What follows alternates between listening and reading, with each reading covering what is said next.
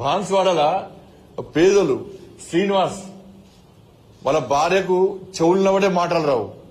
పేద కుటుంబం, అసలు సంఘటనతో సంబంధమే లేదు ఆయనకు. ఏం జరిగిందో తెలియదు అని వీడియోలో ఎక్కడ వడడని చెప్పి పట్టుకు అరెస్ట్ చేశారు. హనుమాన్లో ఏంటనే తండ్రి లేడు, ఒక్కతే అమ్మ. వాళ్ళకి అమ్మకి ఆరోగ్యం ఖరాబ్ అయింది, బాగాలేదు. ఆయన సామాన్ తీసుకుపోవడానికి షాప్కి వస్తే ఏం సంబంధం లేదు, ఈ సంఘటనతో సంబంధం లేదు. ఆయన బీజేపీ కార్యకర్త కాదు. అమాయకుని పట్టుకొని పోయి ఇవాళ రిమాండ్ చేశారు.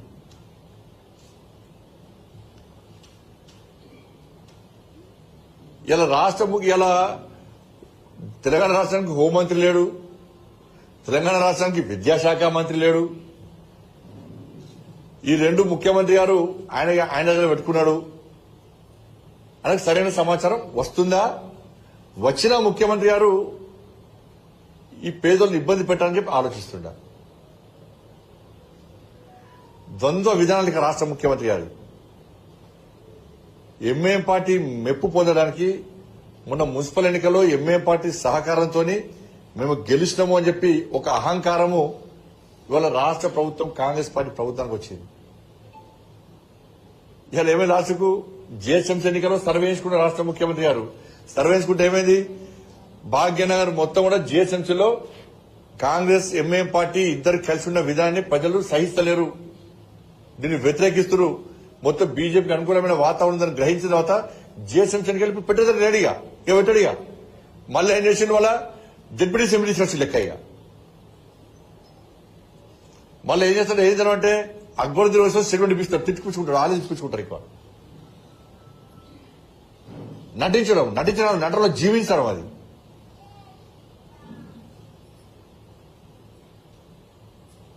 బాన్సువాడలో జరిగిందేంది?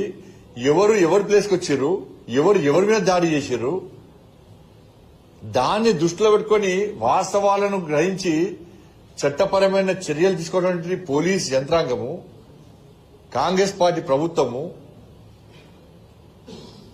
ఎవడు నేరాన్ని పాల్పడ్డాడు, ఎవడు దాడులో ప్రేరేపించుడు, ఎవడు దీని కారకులో వాళ్ళను పక్కబెట్టి వాళ్ళను సంతృప్తి పరచడానికి ఇలా హిందువులను ఎక్కువ సంఖ్యలో అరెస్ట్ చేసి ఓవైసీ కళ్ళలో ఆనందం చూడడానికి మన రాష్ట్ర ప్రభుత్వం ప్రయత్నిస్తున్న విషయం వాస్తవం. అది 17 మందిని అరెస్ట్ చేశారు, లోపలికి రిమాండ్ చేశారు. దాదాపు ఇంకా 10-15 మంది ఇలా పోలీసుల బాధ భరించలేక భయపడి చెట్టుకోరు పుట్టగోరు పారిపోయి ఇవాళ భయానక పరిస్థితుల్లో ఉన్నారు. వాళ్ళ కుటుంబాలు ఏడుస్తున్నాయి. ఇప్పటికీ వాళ్ళందరూ కూలీలాలు చేసుకొని బతికేటోళ్ళు. అందరూ కూడా నా కొడుకు వేడికి వెండో తెలియదు, నా భర్త ఏడికి వెండో తెలియదు, నా మనోడేడికి వెండో తెలియదు, మా తమ్ముడేడికి వెండో తెలియదు. ఫోన్ లేదు, స్విచ్ ఆఫ్ ఉంది. వాళ్ళు వస్తారా రారా, పోలీసులు పట్టుకపోయినరా, ఇప్పుడు మా వాళ్ళ వేనరా, ఆ కేసుతో ఏం సంబంధం చెప్పి వాళ్ళు ఏడుస్తున్నటువంటి దృశ్యాలు ఇప్పుడు మీరే షూట్ చేశారు, వీడియోస్ మీరే తీసుకున్నారు. నాకు ఆరోగ్యం బాగలేదు, వాళ్ళ భార్యకు చెవులు నిలబడ్డాయి, మాటలు రావు, మనకి ఏం సంబంధం లేదు. కిరాణా సంపాదన కోసం పోతే వీడియోలో ఉన్నాడని చెప్పి పట్టుకపోయారు. ఫోన్ గుంజుకున్నారు, బండి గుంజుకున్నారు. ఎటువంటి ఎదురు చూస్తున్నా జైలుకి వెళ్ళాట. మాకు సమాచారమే లేదు అని చెప్పి ఆయన శ్రీనివాస్ వాళ్ళ తల్లి ఏడుస్తున్నది.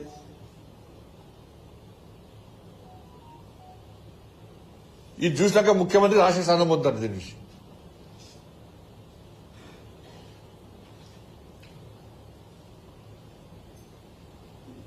వాళ్ళ హిందూ సమాజానికి అప్పీల్ చేస్తున్నాను నేను. హిందూ సమాజం జాగృతం కావాల్సిన సమయం ఆసనమైంది. తెలంగాణ రాష్ట్రంలో హిందువులు రోడ్ల మీదకి ఎక్కి ఈ కాంగ్రెస్ పార్టీ ఎంఐఎం పార్టీ మెడలు వంచేటువంటి పరిస్థితి ఇవాళ తెలంగాణ రాష్ట్రంలో ఉత్పన్నమైంది. ఎన్ని రోజులు ఈ దాడుల గురించి భరిద్దాం? తెలంగాణ రాష్ట్రంలో హిందువులు బిచ్చ బతుకుదామా? ఆలోచించండి. అలా హిందూ సమాజం ఆలోచించాలి.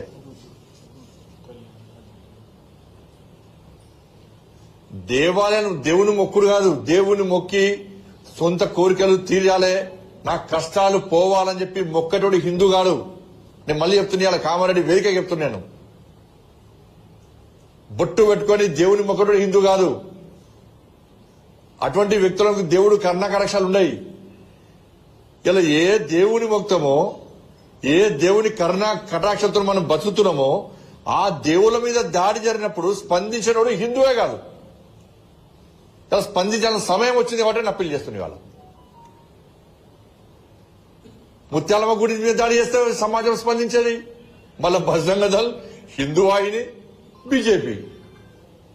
మా కార్యకర్తలు అరెస్ట్ చేశారు, జైలుకు పోయిన కార్యకర్తలు లాఠీ దెబ్బలు కొట్టారు పోలీసులు, జైలుకు పోయినా మేము.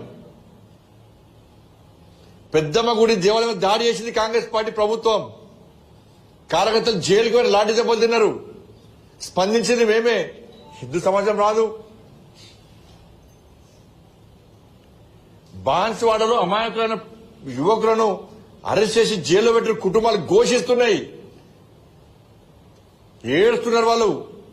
వాళ్ళు బయట ప్రపంచంతో సంబంధం లేదు. బాన్సువాడ పోతా అంటే మా రాష్ట్ర అధ్యక్షుడితో పాటు అందరూ నాయకులను ఇవాళ అరెస్ట్ చేస్తున్నారు. హిందూ సమాజం మాట్లాడేది. చాంద్రాయణగుట్టలో చరిత్ర, పురాతన చరిత్రలో హనుమాన్ దేవాలయం మీద దాడి చేస్తే ఇందుకు బయటికి వెళ్ళారు, బయటికి మాట్లాడారు. వదిలిపెడదామంటే మేము కూడా వదిలిపెడతాం. ఇదేం పద్ధతి అండి? హిందూ సమాజం ఎన్నో పరిస్థితులు ఒకసారి ఆలోచించండి, గుండె మీద చేసుకుని ఆలోచించండి. వాళ్ళ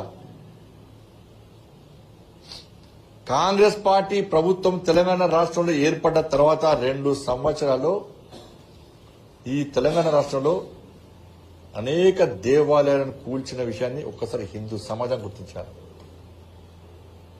నేను ఇంకో మతాన్ని వ్యతిరేకిస్తలేను, నేను ఇంకో మసీదు కూల్చాలి, చర్చి కూల్చాలి అంటలేను. నేను హిందూగా నా దేవాలయం మీద జరిగిన దాడులను, నా హిందూ సమాజం మీద జరుగుతున్న దాడుల గురించి మాత్రమే ప్రస్తావిస్తాను. నేను అనుకోవచ్చు హోమ్ మినిస్టర్ గిట్లా మాట్లాడాను, హోమ్ మినిస్టర్ అయినా కూడా నేను హిందూగా మాట్లాడుతున్నాను. ఇవాళ మేమిది మాట్లాడితే మమ్మల్ని మతతత్వ శక్తులు అంటారు.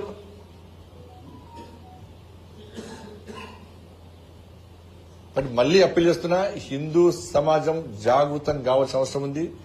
కాంగ్రెస్ పార్టీ, బీఆర్ఎస్ పార్టీ కార్యకర్తలకు, నాయకులకు చెప్తున్నా, కాంగ్రెస్ పార్టీలో హిందూ నాయకులకు, బీఆర్ఎస్ పార్టీలో హిందూ నాయకులకు, కార్యకర్తలకు అప్పీల్ చేస్తున్నా, ఒక్కసారి గుండె మీద చేసుకుని ఆత్మవిమర్శ చేసుకుని కాంగ్రెస్ పార్టీ ప్రభుత్వం చేస్తున్న ఈ అరాచకాలు, హిందూ వ్యతిరేక విధానం ఒక్కసారి ఆలోచించండి. వాళ్ళ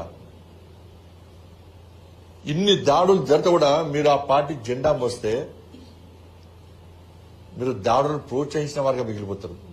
చరిత్రలో హిందూ వ్యతిరేకులుగా, చరిత్ర హీనులుగా మిగిలిపోతారు. ఇప్పటికైనా బయటకు రండి, అన్ని జెండాలు పక్క పెడదాం.